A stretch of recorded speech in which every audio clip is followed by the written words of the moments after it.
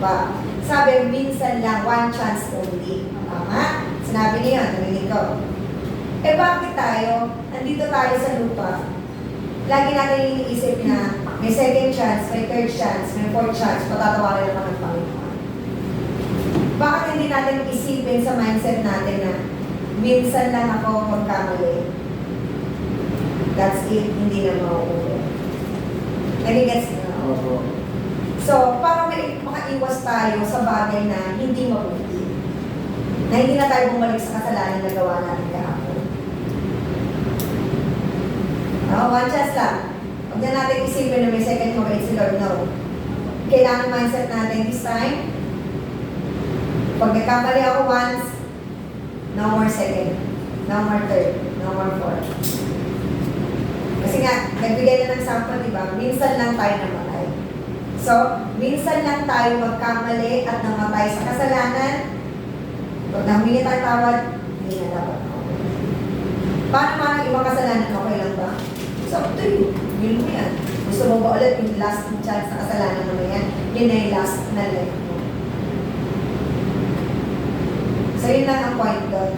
Kailangan na, kung may kasalanan tayo, huwag na natin ulitin. May nagtanong pa, di ba binabasbasan sa simbahan ng Catholic yung kabao ng patay na? Anong purpose nila? Di ba kasi ano? Kasi sabi ko, ito ba sila ano? Sabi ko. Ano yung dinaan sa simbahan yung ano? Kabao. Para saan daw? Yes. At least ngayon, alam na, fix tayo na walang kwenta yung basbas ng pare para maligtas yung namatay. Para naman yung laron sa parang may mahi ng pagkatawaran sa mga kasalanan. At least bago i-release, nakahingi ng kapatawaran. Through sa atin. Through sa Kasi bakit siya hindi natawad, ipatay na nga siya. pero ano nga, pero sa Katolika lang yung pare ang may ano. Pare ang may ano. Kasi isa yon sa paraan ng pare para kumitas. Ay, binabayaran mo ang pare. Akala ko po, binabayaran ko din sila ng bago. Hindi. Hindi ba sa tiyan? Hindi may bayad yan. At lahat ng may Halimbawa, kumpisan, binyag, meron pa yun. Sabihin na natin donation. Pero may fixed price kasi. Yes. Every Sunday po binabayaran mo yun. Sino? Yung mga pare. Hindi ko masasagot yan. Kasi Pero yun ano lang, po? binabayaran ko. Opo, kasi po nung grade 7 po ako, nag-try po ako mag-sakristan po. Nandiyan po, nakikita po yung every week po may binibigay ko na money. naalala ko rin tuloy nung elementary. Kada ano Kumpisan? Komunyon. Di ba may binabayaran yung estudyante? May binabayaran yung estudyante para sa komunyon, di ba? Para sa pahid. Si Pastor walang bayad yan Gusto ko lang nila, wala siyang bayad. Dati kasi may percentage. Dahil alam din Pastor na mas kailangan ng church, yung love gift mula sa church, binabalik ko. Kaya, through love lang talaga yung ginagawa ng Pastor. Wala siyang bayad. Isa yun sa parang kasi ng mga pare para Hindi ko rin alam. kumitas. Sarili, ano na po nila yun? Sarili. Pansin niyo yung mga pare may mga sarili-sarili sa sakit. Kasi hindi naman po na simbahan parang Hindi yun kasi ina-assign lang sila ron kung sino pare dito, sino pare dito. Ganun lang. Kaya mabuti may trabaho si Pastor. Paano yung mga Pastor na wala Kaya trabaho? sabi nga ni Kuya Aya, tinanong siya ng ano ba magiging trabaho mo dyan? Pag nakadali bilang pastor. Wala. Kasi totally, may gagamitin pa rin si Lord na tao, pero totally hanap po. Hindi siya hanap buhay, kundi hanap buhay. Kasi nga, isi-save na through us, we are Soul lang fishers sa of kanya, soul ang kukuha. mas save. Kaya, trabaho ang mga pastor para hindi siya nagsasakit. Kasi meron namin kami naging pastor dito, na talagang dito lang siya, yung love gift dito sa church. Tapos hindi nagkakasya kasi may apat siyang anak. Apat siyang anak, ganun. So hindi nakakas ko na kumakain. Eh, maliit na naman ang church natin. So hindi ganun pala. Yung inaabot sa kanya. So wala na siya dito, hindi ka lang pinasal. Parang mabutan ko. Hindi. Nasa dyan ka pa naman. Nasa Hindi iyo. na naabot.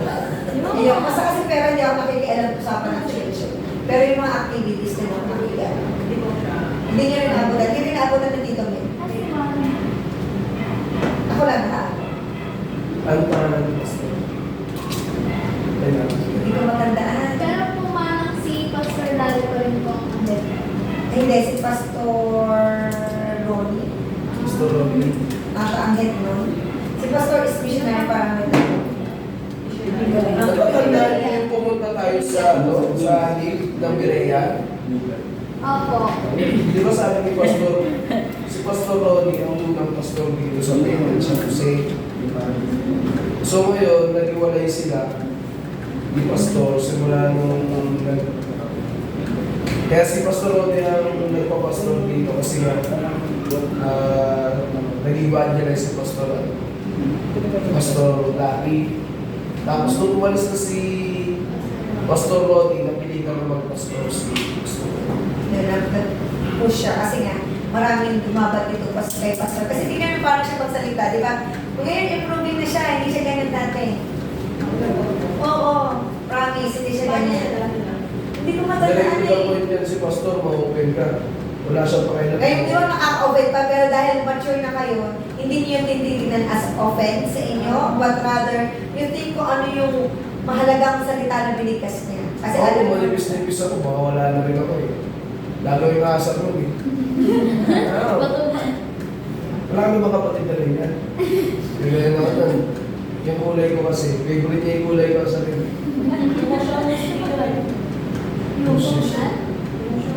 ano spin? Nag-like? Late naman yan ah. So, question pa. So, ang mamamatay lang sa atin is yung ito. Akala ko mo tumingin ka sa kanya eh.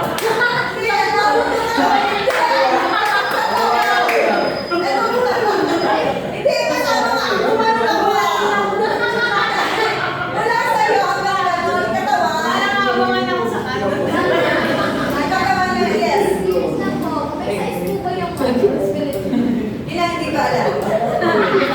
Uy! Oh, hindi ako ah. Siya. Hindi ako. Nang, matatapos mo yung ilong ng spirit. Hindi ko din alam. Ang sabi lang din kasi is, hindi nasisira, hindi nabubulok. Tama? So, hindi ko masasabi, kaya isa ko yan sa next question natin. Baka mabundol ka eh, no? Pag may kita kayo dun eh. Nang Kasi sa si Ate Julian, ang tayo. Hindi, usapan namin ni Teddy ko, hindi ko rin alam. Yung memory natin dito sa lupa is, alam ba natin sa lahat? Sabi ni Pastor, is hindi na. Magkakapatid na tayo. Oo. So, brothers and sisters. Wala na atang yun. Ano ba na ito? Puro kasi- kaluluwa lang. Oo. Uy! Parang pwede siguro. Bro, very ano eh. Ses. Pero yun na lang. So, yun. Yun ang mga Ano question. yung pangalan natin? Kaya nga, kung sa ibang question, kung ano yung ituro sa atin, Yeah. live by it. Okay? So, mas mabuting hindi tayo nagka-question. We live by it, and then kung meron mang nakapag-debate, makipag-debate sa atin, okay, then that's it. Respect ko ano sabi nila, pero huwag na tayo makipag-debate kasi haba at baka mag-intensify lang yung init. Basta alam natin na yung pinag-aaralan natin is according to the Bible, and that is the truth. Ito ang katotohanan. Alright, next question. Kanya? Ano ang intensify? Ha? Intensify, tumataas at tumataas at tumataas. at tumataas. Intention. Intense. Hindi iba yung intention.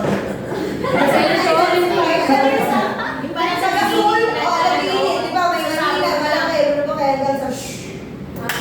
Intense. Intense. pag close nyo na, pag-pray na yung practice. So, kapitan, ngayon ka pa kasama ko. Ay, Uy!